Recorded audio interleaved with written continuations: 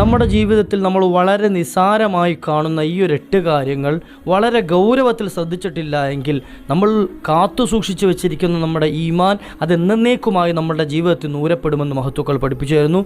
ഏതാണ് ഗൗരവമായി നമ്മൾ ശ്രദ്ധിക്കേണ്ട, നമ്മൾ നിസ്സാരമായി കാണുന്ന ആ ഒരു 8 കാര്യങ്ങളെന്ന് ഇൻഷാ അല്ലാഹ് ഇന്ന് നമുക്കൊന്ന് മനസ്സിലാക്കാം. സിനിമകളും സീരിയലും ഒക്കെ കണ്ട് അല്ലെങ്കിൽ കോമഡികൾ കണ്ട് നമ്മൾ വല്ലാതെ പൊട്ടിച്ചിരിക്കാറുണ്ട്, ആർത്തട്ടഹസിച്ച് ഇരിക്കാറുണ്ട്. എന്നാൽ ആ ചിരിയുടെ പിന്നിൽ എത്ര വലിയ അപകടമാണ് പതുങ്ങിയിരിക്കുന്നത് എന്ന് നമ്മൾ അറിയാതെ പോകുന്നുണ്ട്. ഇൻഷാ അല്ലാഹ് നമുക്കൊന്ന് മനസ്സിലാക്കാം. ദിവസത്തിൽ ഏതെങ്കിലും ഒരു സമയം പോലും ഈ വലിയ മഹത്വമുള്ളൊരു സംഗതി ചെയ്യാൻ നമ്മൾ തയ്യാറായിട്ടില്ല എങ്കിൽ നമ്മേക്കാൾ വലിയ ഭാഗ്യം കെട്ടവർ വേറെ ഇല്ല. ഏതൊക്കെയാണ് ശ്രദ്ധിക്കേണ്ട ആ 8 മഹത്തായ കാര്യങ്ങളെന്ന് നമുക്ക് ഇൻഷാ അല്ലാഹ് പൂർണ്ണമായി കേൾക്കാം.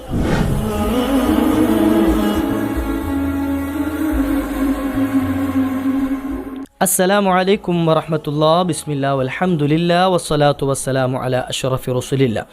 അള്ളാഹു നമ്മെ കബൂലാക്കുമാറാകട്ടെ. നമ്മൾ ചെയ്യുന്ന മുഴുവൻ ഇബാദത്തുകളെയും അള്ളാഹു സ്വീകരിക്കുമാറാകട്ടെ. വളരെ മഹത്വമുള്ള, വളരെ പ്രാധാന്യമുള്ള, ജീവിതത്തിൽ വളരെയധികം ശ്രദ്ധിക്കേണ്ട, എന്നാൽ നമ്മൾ ഒരു വിലയും കൽപ്പിക്കാത്ത നിസാരമായി കാണുന്ന ചില സംഗതികളുണ്ട്. വളരെ ഗൗരവത്തിൽ നമ്മൾ കാണേണ്ട വിഷയമാണ്, പക്ഷേ നമ്മൾ നിസ്സാരമായി കാണുന്നുണ്ട്. എന്നാൽ എന്താ കുഴപ്പമെന്നറിയോ?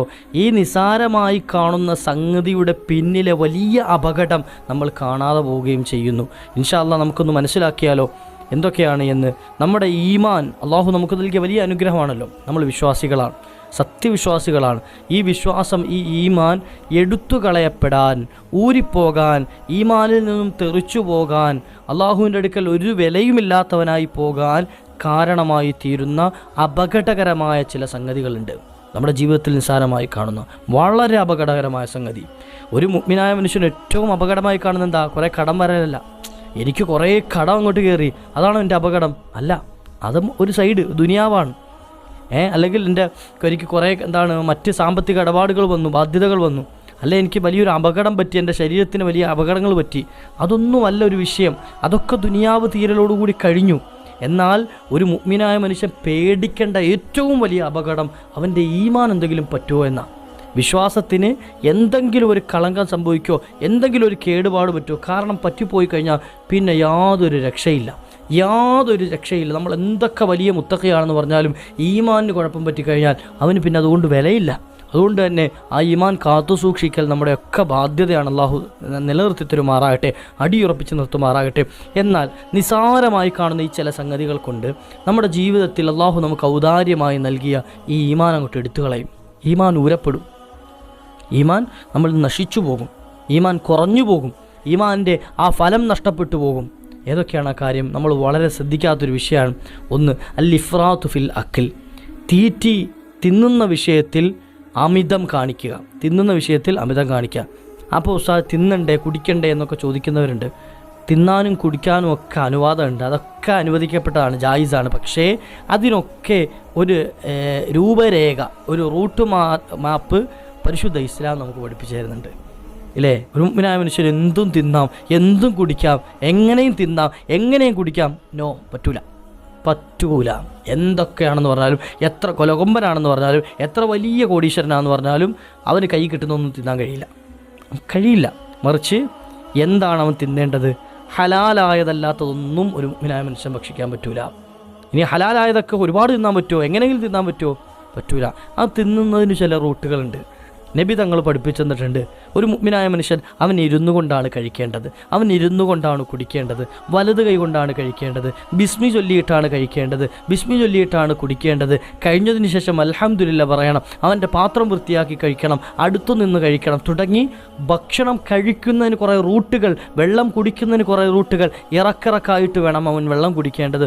ഒറ്റയടിക്ക് വലിച്ച് ഒട്ടകം വെള്ളം കുടിക്കുന്ന പോലെ കുടിക്കാൻ പാടില്ല. ഇങ്ങനെ തുടങ്ങി എന്തൊക്കെ നിയമങ്ങൾ നമുക്കതിൽ പാലിക്കേണ്ടതുണ്ടോ അതൊക്കെ വിവരിച്ചു തന്നിട്ടുണ്ട് പരിശുദ്ധ ഇസ്ലാം. അതൊരു ഗൗരവമില്ലാത്ത വിഷയമാണെങ്കിൽ നബി തങ്ങൾ അത് പറയേണ്ട ആവശ്യമില്ലല്ലോ, നബി തങ്ങൾ അത് കാണിച്ചു തരേണ്ട ആവശ്യമില്ലല്ലോ. നമ്മൾ വിചാരിക്കും എന്തിനാണ് അതൊക്കെ പറയുന്നത് എന്ന്. നമ്മുടെ ജീവിതത്തിൽ അത്ര ഗൗരവമായി കാണേണ്ട വിഷയമായതുകൊണ്ടാണ്.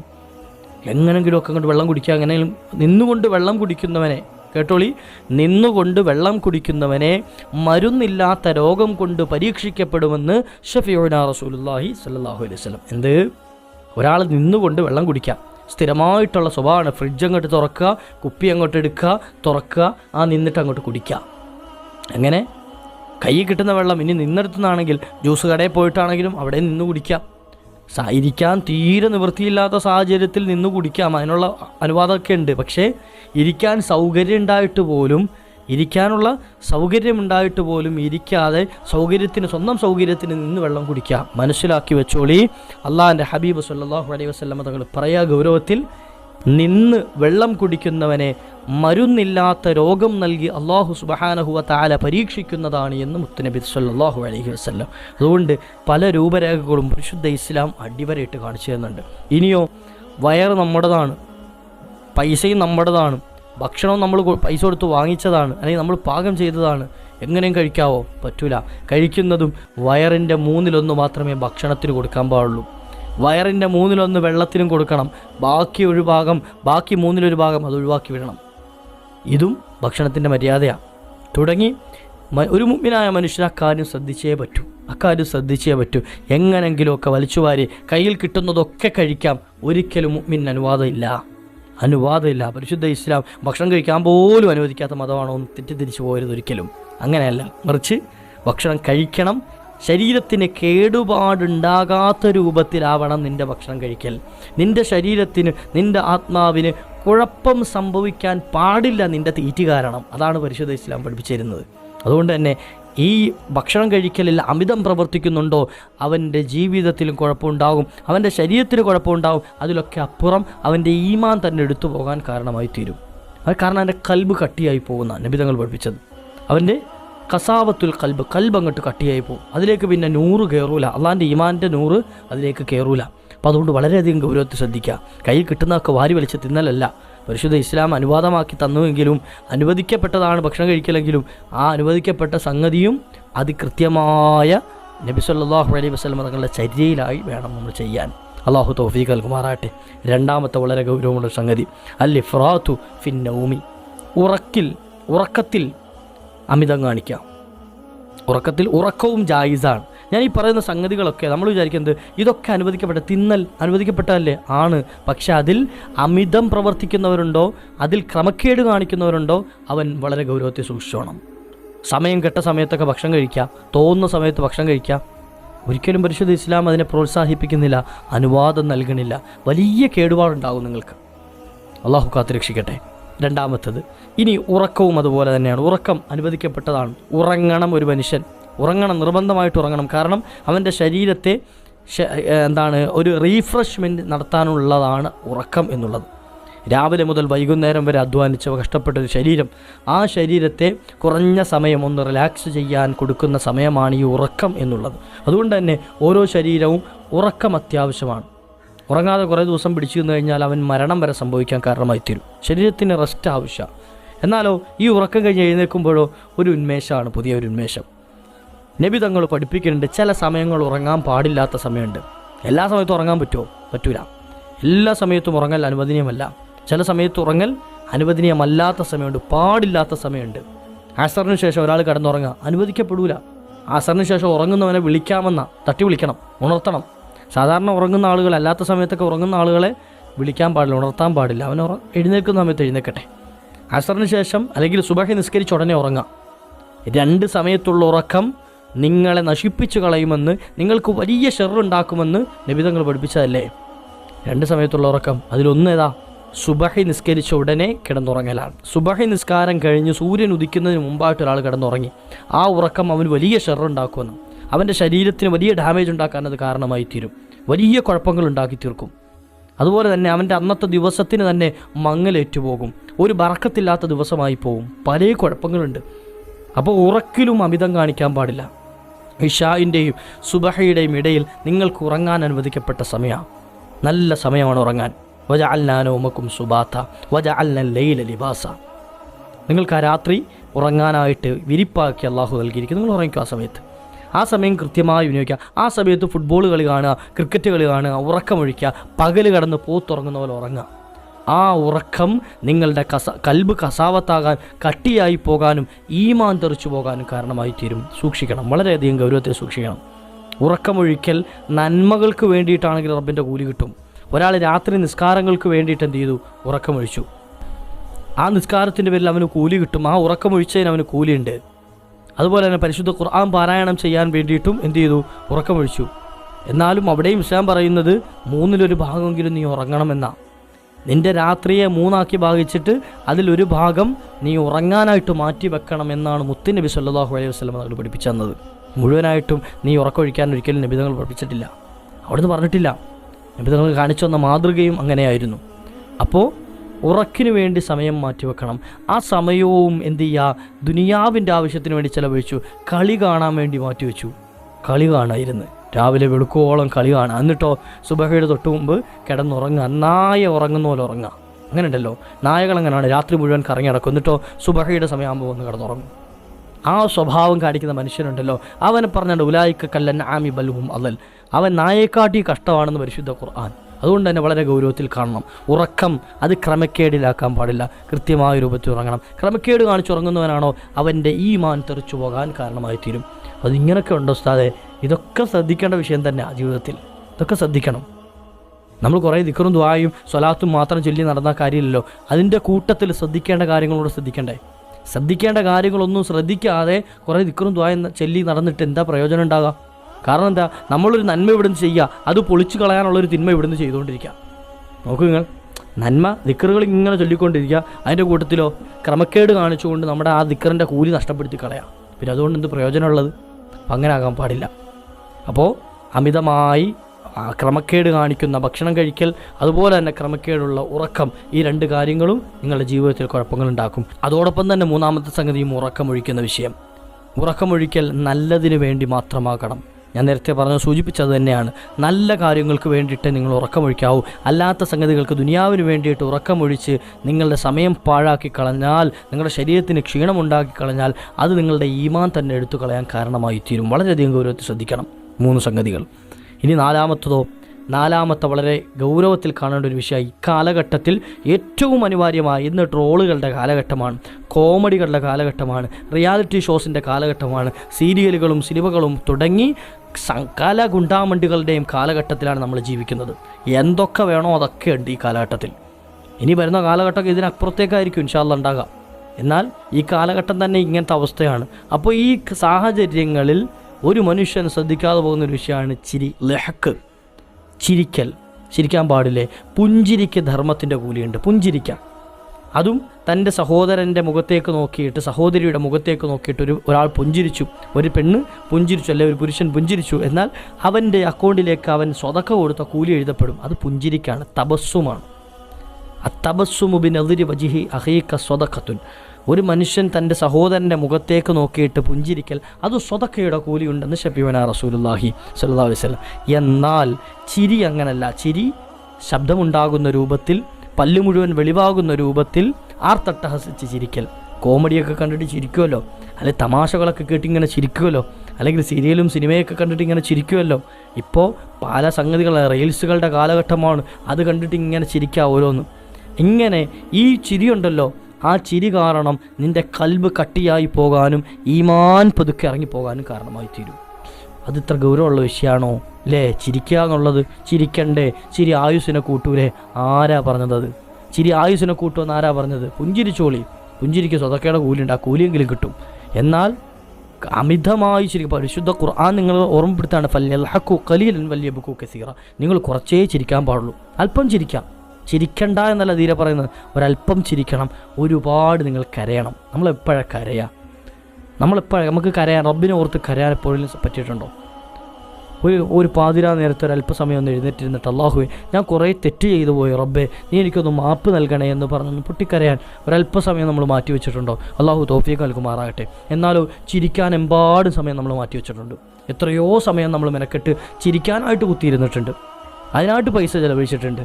റബ്ബ് പറയുകയാണ് നിങ്ങൾ കുറച്ചേ ചിരിക്കാൻ പാടുള്ളൂ എന്ന്. എന്തേ അമിതമായി ചിരിച്ചാൽ നിൻ്റെ കൽബ് കട്ടിയായി പോകുമോ? നിൻ്റെ കൽബ് അത് ഉറച്ചു പോയിട്ട് അതിലേക്ക് ഈമാനിൻ്റെ നൂറിറങ്ങൂല, ഈമാൻ നശിച്ചു പോകും, ഈമാനില്ലാതെയായി പോകുമെന്ന് അള്ളാഹു ഗൗരവത്തിൽ മനസ്സിലാക്കാനുള്ള ഭാഗ്യം നൽകട്ടെ. അപ്പോൾ ചിരി വളരെ ഗൗരവത്തിൽ ശ്രദ്ധിക്കണം. ചിരി വളരെ ഗൗരവത്തിൽ ശ്രദ്ധിക്കണം. ശബ്ദമുണ്ടാക്കി ചിരിക്കുന്നത് നിർത്തിയേ പറ്റൂ. അത് നിർത്തണം, നമ്മുടെ ജീവിതത്തിൽ നിന്ന് ഒഴിവാക്കണം.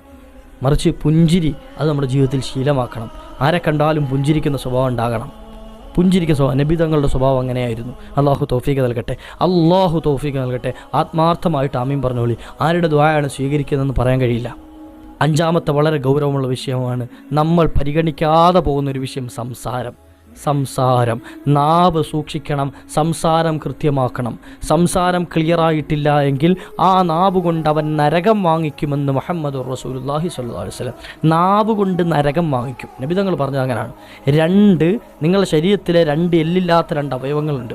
ആ 2 അവയവങ്ങൾ നിങ്ങൾ സൂക്ഷിച്ചു കൊള്ളാമെന്ന് എനിക്ക് ഉറപ്പ് തരികയാണെങ്കിൽ സ്വർഗം നിങ്ങൾക്ക് തരാമെന്ന്. നോക്കുക, ഒന്ന് നിങ്ങളുടെ ഗുഹ്യസ്ഥാനം, രണ്ടാമത്തെ നിങ്ങളുടെ നാവ്. ഗുഹ്യസ്ഥാനവും നാവും നിങ്ങൾ സൂക്ഷിക്കുമെന്ന് എനിക്ക് ഉറപ്പ് തരികയാണെങ്കിൽ പരിശുദ്ധ സ്വർഗം ആർക്കും അല്ലാഹു സുബ്ഹാനഹു വ തആല വെറുതെ കൊടുക്കൂല. സ്വർഗം, ആ പരിശുദ്ധ സ്വർഗം, മുത്തഖീങ്ങൾക്ക് തയ്യാറാക്കി വെച്ചിരിക്കുന്ന സ്വർഗം നിങ്ങൾക്ക് തരാമെന്ന് ഹബീബായ റസൂലുള്ളാഹി സ്വല്ലല്ലാഹു അലൈഹി വസല്ലം തങ്ങൾ ഓഫർ ചെയ്തു നിങ്ങൾക്ക് സ്വർഗം തരാമെന്ന്. എന്തു ചെയ്യണം? നാവ് സൂക്ഷിക്കണം, സംസാരം കുറയ്ക്കണം. മൻ സ്വമത്തനജ, ആരെങ്കിലും മൗനം പാലിച്ചാൽ, അവൻ സംസാരം കുറച്ചു കഴിഞ്ഞാൽ അവൻ രക്ഷപ്പെട്ടു, വിജയിച്ചു എന്ന് മുത്തുനബി തങ്ങൾ പഠിപ്പിക്കാറില്ലേ? സംസാരം കുറച്ചാൽ വിജയിച്ചു എന്ന്. നമ്മുടെ ജീവിതത്തിൽ അധിക പ്രശ്നങ്ങളും അധിക കുലുമാലുകളും ഉണ്ടാകുന്നത് സംസാരത്തിലൂടെയാണ്. നിങ്ങൾ നോക്കി, നാവ് കൊണ്ടാണ് ഉണ്ടാകുന്നത്. ഒരാൾ പറഞ്ഞ വിഷയം മറ്റൊരാൾക്ക് പറയാം, അവിടെ പറഞ്ഞത് അവിടെ പറയാം, അവിടെ പറഞ്ഞ് ഇവിടെ പറയാം. എന്ത് ചെയ്യുക? പ്രത്യേകിച്ച് എൻ്റെ ഉമ്മമാർ, സഹോദരിമാർ പ്രത്യേകിച്ച് ആ വിഷയം ഗൗരവത്തിലെടുക്കണം. നമ്മൾ 4 പെണ്ണുങ്ങൾ കൂടുന്ന സമയത്ത് പറയാൻ പറ്റാത്തതാണെങ്കിലും ഇല്ലാത്തതും ഉള്ളതും ഒക്കെ എന്ത് ചെയ്യും? നമ്മൾ പറഞ്ഞു പോകും. പൊതുവേ സ്ത്രീകളുടെ സ്വഭാവമായിട്ട് അങ്ങനെ എണ്ണലുണ്ട്. പക്ഷേ ആ സ്വഭാവം നമ്മൾ മാറ്റിയെടുക്കണം. നമ്മളെക്കൊണ്ട് കഴിയും.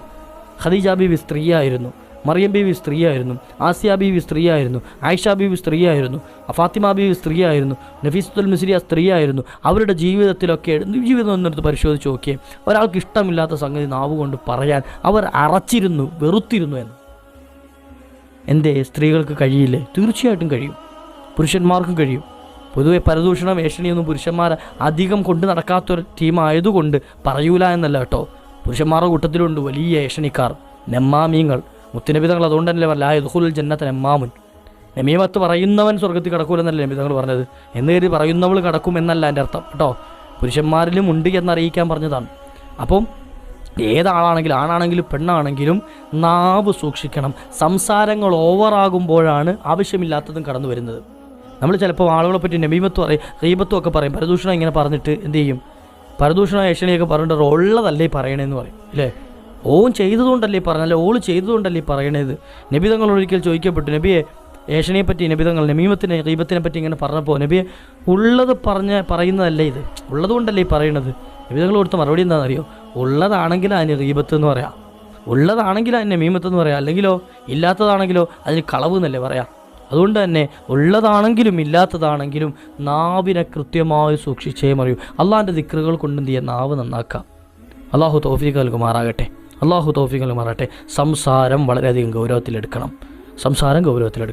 അതുപോലെ തന്നെ ഹറാമായ സംസാരങ്ങൾ, ഇപ്പം ഞാൻ പറഞ്ഞത് ഗീബത്തും നമീമത്തും മാത്രമല്ലേ. ഇനി ഒരു പെണ്ണ് അന്യ പുരുഷനോട് സംസാരിക്കൽ, ഒരു പുരുഷൻ അന്യ പെണ്ണിനോട് സംസാരിക്കൽ, ഹറാമായ രീതിയിലുള്ള സംസാരം അത് ഒഴിവാക്കണം. അതൊക്കെ ഇതിൻ്റെ പട്ടികയിൽപ്പെട്ടു. സംസാരങ്ങൾ പലതും വിട്ടു. കഴിഞ്ഞ ദിവസം ഒരു സഹോദരൻ വിളിച്ചിട്ട് എനിക്കൊരു പെണ്ണിനെ ഇഷ്ടമായിരുന്നു, ആ പെണ്ണ് എന്ത് ചെയ്തു, ഞങ്ങൾ ഈ പേടി കാരണം എന്ത് ചെയ്തു, ഒഴിവാക്കി, തൽക്കാലം ബ്രേക്കപ്പായി. പക്ഷേ എനിക്കിപ്പോഴും ആഗ്രഹമുണ്ട് ആ പെണ്ണുമായിട്ട് എന്ത് ചെയ്യാൻ, ഒന്ന് വീണ്ടും വിവാഹം കഴിക്കാനൊക്കെ, അല്ലെങ്കിൽ ഒന്നിക്കാൻ ആഗ്രഹമുണ്ട്, വിവാഹമൊക്കെ ഒന്ന് ചോദിച്ചിട്ട് എന്താ മാർഗം, അതിനെന്താ ചെയ്യേണ്ടതെന്നൊക്കെ ചോദിച്ചിട്ട് എന്നെ വിളിച്ചു. പല മാർഗങ്ങളും എന്ത് ചെയ്യുക, ഇങ്ങനെ നമുക്കിങ്ങനെ തോന്നും പലതും. എങ്ങനെയെങ്കിലുമൊക്കെ സംസാരിക്കണം, എങ്ങനെയെങ്കിലുമൊക്കെ പഴയ പോലെ ആകണം. അള്ളാഹു കാത്തുരക്ഷിക്കുമാറാകട്ടെ. അള്ളാഹു ആ മുഅ്മിനീങ്ങൾക്ക്, ആ സഹോദരങ്ങൾക്ക് ഹൈറാത്തുകളുടെ വാതിൽ തുറന്നു കൊടുക്കട്ടെ. നമുക്ക് അത്ര ദ്വാരക്കാൻ കഴിയുള്ളൂ. അള്ളാഹു ഖൈർ കാണിച്ചു കൊടുക്കട്ടെ. തെറ്റിൽ നിന്നൊക്കെ അള്ളാഹു എന്ത് ചെയ്യട്ടെ, അവരെ തടഞ്ഞു നിർത്തട്ടെ. അപ്പോൾ തെറ്റായ സംസാരങ്ങൾ എവിടെ വരുന്നുണ്ടോ അത് ഒഴിവാക്കണം. അള്ളാഹു വലിയ വിജയം നൽകും. അള്ളാഹു നൽകുമാറാകട്ടെ. അതുപോലെ ഇനി ശ്രദ്ധിക്കേണ്ടത്, ഇനി എന്താ ചെയ്യേണ്ടത് നോക്കണേ. ഈ പറഞ്ഞ 5 കാര്യങ്ങൾ വളരെ ഗൗരവത്തിൽ ശ്രദ്ധിക്കണം. ഇതോടൊപ്പം തന്നെ 6ാമതായി പരിശുദ്ധ ഖുർആനോട് കണക്ഷൻ വേണം. പരിശുദ്ധ ഖുർആനിൽ നിന്ന് അകന്നുപോയാൽ അവൻ്റെ ഈമാൻ നഷ്ടപ്പെട്ടു പോകും. ഖുർആനുമായിട്ട് ബന്ധമേ ഇല്ല. എന്നാലോചിച്ച് നോക്കിയേ, എത്ര ദിവസമായി, അല്ലെങ്കിൽ എത്ര മാസമായി, അല്ലെങ്കിൽ കഴിഞ്ഞ റമദാൻ പൂട്ടിവെച്ചായിരിക്കില്ല ഖുർആൻ. പിന്നെ തുറന്നു നോക്കിയിട്ടുണ്ടാവുമോ? പല ആളുകളുടെയും വീട്ടിൽ ഷെൽഫിൽ പൊടിയടിച്ചിട്ടുണ്ടാകും ഖുർആൻ ഇരുന്നിട്ട്. ഒന്ന് എത്രയോ മുഅ്മിനീങ്ങൾ പരിശുദ്ധ ഖുർആനായിട്ട് യാതൊരു ബന്ധമില്ല, അവർക്ക് ഖുർആനുമായിട്ട് യാതൊരു ബന്ധമില്ല. എന്നാൽ നല്ല ആളുകളുണ്ട്, ഖുർആൻ എല്ലാ സമയത്തും കൈമുതലാക്കുന്ന ആളുകൾ. ഷഫീ അലി അസ്ഹാബിഹി എന്ന് മുത്തനബി തങ്ങൾ പറഞ്ഞാൽ അവർക്ക് നാളെ ശുപാർശകരായിട്ട് ഖുർആൻ ഉണ്ടാവും. അവർക്ക് ബേജാറില്ല. നാളെ മഹ്ശറിൽ പോയി നിൽക്കുമ്പോൾ കൂടെ ആര് വന്നിരിക്കും? ഖുർആനും വന്നിരിക്കും. ഇവനെ സ്വർഗത്തിൽ കടത്താതെ ഞാൻ വിടൂലായിരുന്നു. സ്വർഗത്തിലേക്ക് കടത്തിയിട്ടേ എന്ത് ചെയ്യുള്ളൂ? ഖുർആൻ അടങ്ങുള്ളൂ. അപ്പം അങ്ങനെ ഉണ്ട് ഖുർആൻ. എന്നാൽ ഖുർആൻ തൊടാത്ത ആളുകൾ, ഖുർആനിൽ വിദൂരത്തായ ആളുകൾ, ഖുർആൻ പരിഗണിക്കാത്ത ആളുകൾ, അവൻ്റെ ഈമാൻ തെറിച്ചു പോകുന്നതാണ്. ആ വിഷയം പറയുന്ന ഒരുപാട് സംസാരിക്കണം. ഞാൻ അധികം നീട്ടി പറയുന്നു, ഇൻഷാ അല്ലാഹ് മറ്റൊരു അവസരത്തിൽ പറയാം. ഖുർആനുമായിട്ട് ആത്മീയമായ ബന്ധം കാത്തു സൂക്ഷിക്കാത്തവനാണോ അവൻ്റെ ഈമാൻ നഷ്ടപ്പെട്ടു പോകും. ഏഴാമത്തെ സംഗതി, അള്ളാഹുവിൻ്റെ ദിക്റുകളെ കൊണ്ട് നാവ് നനയ്ക്കാത്തവൾ അവളുടെയും ഈമാൻ നശിച്ചു പോകും. ദിവസത്തിൽ ഒരു തവണയെങ്കിലും, ഏതെങ്കിലും ഒരു തവണ റബ്ബിൻ്റെ നാമങ്ങൾ അല്ലെങ്കിൽ അള്ളാഹുവിനെ പറ്റിയുള്ള ദിക്റുകൾ ഒരല്പസമയം, കൂടുതലൊന്നും വേണ്ട, ഒരു 5 മിനിറ്റ്, ഒരു 5 മിനിറ്റ് ചൊല്ലാൻ തയ്യാറാക്കി. നമ്മുടെ ഈ ക്ലാസ് കൊണ്ടൊക്കെ നമ്മൾ ഉദ്ദേശം വെക്കുന്നതാണ്. കുറഞ്ഞ സമയത്തുള്ള ക്ലാസ്സിനിടയിൽ കുറേ ദിക്റുകൾ പറയാം, കുറേ സ്വലാത്തുകൾ പറയാം. അത് കേൾക്കലും നമ്മുടെ നാവ് കൊണ്ട് എന്ത് ചെയ്യുക? മനസ്സുകൊണ്ട് ഇങ്ങനെ പറയുക, നാവ് കൊണ്ട് അത് പുറത്തേക്ക് വരിക. ഇതൊക്കെ നമുക്കും കൂലി കിട്ടാൻ കാരണമായി തീരും. അള്ളാഹു കബൂലാക്കട്ടെ. അപ്പം നിങ്ങളും കേൾക്കുമ്പോഴൊക്കെ അതേ നിയ്യത്ത് വെച്ചിട്ടാണ് കേൾക്കേണ്ടതൊക്കെ. അല്ലാഹു അല്ലാഹു അല്ലാ, അല്ലാഹു അല്ലാഹു അല്ലാ, അല്ലാഹു അല്ലാഹു അല്ലാ, അല്ലാഹു അല്ലാഹു അല്ലാ, അല്ലാഹു അല്ലാഹു അല്ലാ. ഇങ്ങനെ അള്ളാഹുവിൻ്റെ നാമങ്ങൾ അല്ലാന്ന് തന്നെ വിളിക്കുക. ദിക്റാണത്. ഇങ്ങനെ ദിക്റ് കൊണ്ട് നനയാത്ത നാവ് ഒരുത്തിക്കുണ്ടോ അവൻ്റെ ഈമാൻ തെറിച്ചു പോകും, അവളുടെ ഈമാൻ നഷ്ടപ്പെട്ടു പോകും. ആ ഈമാൻ കൊണ്ട് യാതൊരു വിലയുണ്ടാവില്ല, ആ ഈമാൻ കൊണ്ടൊരു പ്രയോജനം ഉണ്ടാവില്ല. അതുകൊണ്ട് തന്നെ ദിവസത്തിൽ ഒരു അല്പസമയമെങ്കിലും അള്ളാഹുവിൻ്റെ പേര് വിളിക്കാൻ തയ്യാറാകുക, അള്ളാഹിനെ സ്മരിക്കാൻ തയ്യാറാകുക. എന്തെങ്കിലും ദിക്ർ, നിസ്കാരശേഷം ചൊല്ലുന്ന സുബ്ഹാനല്ലാഹ്, അൽഹംദുലില്ലാഹ്, അള്ളാഹു, അതാണെങ്കിലും കൃത്യമായിട്ട് ചെയ്തു പോവുക. അല്ല, ഇനി കിടക്കുന്നതിന് മുമ്പ് ഒരു 10 ലാ ഇലാഹ ഇല്ലല്ലാഹ് ഇല്ലേ, അത് കൃത്യമാക്കി കൊണ്ടു നടക്കുക. അള്ളാഹു തൗഫീഖ് നൽകട്ടെ, അള്ളാഹു തൗഫീഖ് നൽകുമാറാകട്ടെ. ഏഴാമത്തെ വളരെ ഗൗരവമുള്ള വിഷയം അതാണ്. ഇനി എട്ടാമത്തൊരു സംഗതിയും കൂടെ നമ്മൾ ശ്രദ്ധിക്കേണ്ട ഒരു വിഷയം കൂടെ പറഞ്ഞാൽ നിർത്തും. എട്ടാമത്തെ സംഗതി എന്താ അറിയോ? മോശക്കാരായ കൂട്ടുകാരിൽ നിന്നും അകന്നു നിൽക്കണം. എന്ത്? മോശം കൂട്ടുകാരിൽ നിന്നും അകന്നു നിൽക്കാം. അയ്യോ, ഇത്രേ കാലം കൂട്ടുകാരായി നടന്ന ആൾ ആ കൂട്ടുകാരനായി നടന്നവരിൽ നിന്നും അകന്നു നിൽക്കുക എന്ന് പറയുമ്പോൾ എങ്ങനെ അവസ്ഥ? നടന്നേ പറ്റുള്ളൂ. അങ്ങനെ നടന്നിട്ടില്ല എങ്കിലോ, ആ മോശം കൂട്ടുകാരിൽ നിന്നും ഒരാൾ അവൻ്റെ ജീവിതത്തിൽ അകൽച്ച പാലിച്ചിട്ടില്ല എങ്കിൽ ഈ മോശം കൂട്ടുകാരൻ എവിടെയാണോ പാർക്കുന്നത് അവിടേക്ക് ഇവനെയും പാർപ്പിക്കപ്പെടുമെന്ന് നബി തങ്ങൾ പറയുക. എന്ത് മനസ്സിലായോ? കള്ളു കുടിച്ച് നടക്കുന്ന ഒരുത്തവൻ, വ്യഭിചരിച്ച് നടക്കുക, ചൂതാടി നടക്കുക, അല്ലെങ്കിൽ മറ്റനാവശ്യമായ പ്രവർത്തനങ്ങൾ കൊണ്ട് തെറ്റിലായി കഴിയുന്ന ഒരുത്തൻ, അവൻ്റെ കൂടാണ് കമ്പനി, അല്ലെ അവളുടെ കൂടാണ് കമ്പനി. ഗീബത്തും നമീമത്തും പരദൂഷണവും പറഞ്ഞ് നടക്കുന്ന ഒരുത്തി, അവളുമായിട്ടാണ് കമ്പനി. എന്നാൽ ആ കമ്പനി എങ്ങോട്ടാണോ പോകുന്നത്, അവൾ എവിടോട്ടാണോ പോകുന്നത്, അല്ലെ അവനെങ്ങോട്ടാണോ പോകുന്നത്, അവൻ്റെ പിന്നാലെ ആയിരിക്കും റബ്ബ് നമ്മളെയും കൊണ്ടാക്കുക എന്ന്. അള്ളാഹു കാത്തുരക്ഷിക്കട്ടെ, അള്ളാഹു കാത്തുരക്ഷിക്കുമാറാകട്ടെ. ചാരിയാൽ ചാരിയത് മടക്കുമെന്ന് നമ്മൾ ചൊല്ലാറുണ്ടല്ലോ, പറയാറുണ്ടല്ലോ. വളരെ കറക്റ്റാണത്, വളരെ കറക്റ്റാണ്. ഖുർആൻ പാരായണം ചെയ്യുന്നവൻ്റെ അരികിലിരിക്കുന്ന ഒരു മുഅ്മിനെ പറ്റി പറഞ്ഞത്, നബി തങ്ങൾ പറഞ്ഞത്, അത്ര കച്ചവടക്കാരൻ്റെ അടുക്കലിരിക്കുന്നവനെ പോലെ എന്നാണ്. അത്ര കച്ചവടക്കാരൻ്റെ അടുക്കലിരിക്കുക എന്താ? അവനിങ്ങനെ സുഗന്ധം ആസ്വദിക്കാം, അടുത്തിരിക്കുന്നവനും സുഗന്ധം ഇങ്ങനെ ആസ്വദിക്കും. അതിൽ നിടയ്ക്ക് ഇങ്ങനെ എന്ത് ചെയ്യും? തേച്ച് കൊടുക്കും, പുരട്ടി കൊടുക്കും. ആ സുഗന്ധം ഇങ്ങനെ ആസ്വദിച്ച് അവിടെ ഇരിക്കാം. എന്നാലോ ഖുർആൻ ഓതാത്ത ഗീബത്തും നമീമത്തും പരദൂഷണമൊക്കെ പറഞ്ഞിരിക്കുന്ന ആളുകളെ സംബന്ധിച്ച് ദുർമാർഗിയുടെ അടുത്തിരിക്കുന്നവനാണെങ്കിലോ അവൻ കൊല്ലൻ്റെ ആലയിൽ പോയിരിക്കുന്നവനെ പോലെയാണ്. ഈ ഇരുമ്പും അതുപോലെ തന്നെ ആയുധങ്ങളൊക്കെ ഉണ്ടാക്കുന്നവൻ്റെ ആ പണിയാലയിൽ പോയിരിക്കുന്നവനെ പോലെയാണ്. അവിടെ ഇരുന്നാലോ അവിടെ പുകയ്ക്കുന്ന പുകയും ചൂടും ഒക്കെ എന്ത് ചെയ്യണം? ഇവനും സഹിക്കേണ്ടി വരും. ഇതുപോലെ നല്ല കൂട്ടുകാരെ കൂടെ കൂടിക്കോ, എന്നാൽ നിനക്ക് സ്വർഗത്തിലേക്ക് എത്താൻ പറ്റും. സ്വർഗത്തിലേക്ക് അവൻ വഴി കാണിക്കും. തആവനു അലൽ ബിർരി വത്തഖ്വ, നല്ല കാര്യങ്ങൾക്ക് നിങ്ങൾ കൂട്ടാളികളായിക്കോ, പരസ്പരം സഹായിച്ചോ. വലാ തആവനു അലൽ ഇസ്മി വൽ ഉദ്വാൻ, അന്യൻ്റെ ഗീബത്തും നമീമത്തും പരദൂഷണവും പറയാൻ, മറ്റുള്ളവനെ ആക്രമിക്കാൻ, അല്ലെങ്കിൽ മറ്റുള്ളവനെ പരിഹസിക്കാൻ, അപഹസിക്കാൻ, അതിന് നിങ്ങൾ കൂട്ടാളികളാകല്ലേ. നിങ്ങൾ പരസ്പരം കൂട്ടുകൂടരുത്. അങ്ങനത്തെ കൂട്ടാണോ? കട്ട് ചെയ്തേക്കാം, അത് ബ്രേക്ക് ചെയ്തേക്കാം, പോട്ടെ, നമുക്ക് വേണ്ട ആവശ്യമില്ല. ദുനിയാവിൽ നമുക്ക് അങ്ങനത്തെ ഒരു കൂട്ടം ആവശ്യമില്ല. എത്ര വലിയ കോടീശ്വരനാണെന്ന് പറഞ്ഞാലും, എത്ര വലിയ സഹായിയാണെന്ന് പറഞ്ഞാലും ശരി, നന്മയില്ലാത്ത കൂട്ടുകാരനാണോ, ഹൈറില്ലാത്ത കൂട്ടുകാരനാണോ, ഒഴിവാക്കിയേക്കാം ജീവിതത്തിൽ. ഇന്ന് കൂട്ടുകാരി എന്നൊക്കെ പറയുമ്പോൾ ഇന്ന് ആണിനും പെണ്ണിനൊക്കെ അങ്ങോട്ടും ഇങ്ങോട്ടൊക്കെ കൂട്ടുകാരികളൊക്കെ ഉണ്ട് ഇല്ലേ? ബോയ് ഫ്രണ്ടും ഗേൾ ഫ്രണ്ടും ഒക്കെ ഉള്ള കാലഘട്ടമല്ലേ. അപ്പം നമുക്ക് അനുവദിക്കപ്പെട്ട ആളുകൾ മാത്രമേ നമ്മൾ കൂട്ടുകൂടാൻ പാടുള്ളൂ. അതും ശ്രദ്ധിക്കണം. ഹറാമായ കൂട്ടുകെട്ടുകൾ, അന്യ സ്ത്രീ അന്യപുരുഷനുമായി കൂട്ടുകെട്ടുക, അന്യപുരുഷൻ അന്യ സ്ത്രീയുമായി കൂട്ടുകെട്ടുക, അതൊക്കെ അവസാനം അപകടത്തിലേക്ക് കൊണ്ടെത്തിക്കും. അതും ശ്രദ്ധിക്കണം, വളരെ ഗൗരവത്തിൽ ശ്രദ്ധിക്കണം. ഈ കാലഘട്ടത്തിൽ വളരെ ഗൗരവത്തിൽ ശ്രദ്ധിക്കണം. അള്ളാഹു തൗഫീഖ് നൽകുമാറാകട്ടെ. അപ്പോൾ ഈ പറഞ്ഞ 8 വിഷയങ്ങൾ നമ്മൾ ജീവിതത്തിൽ വളരെ നിസ്സാരമായി കാണുന്ന സംഗതികളാണ്.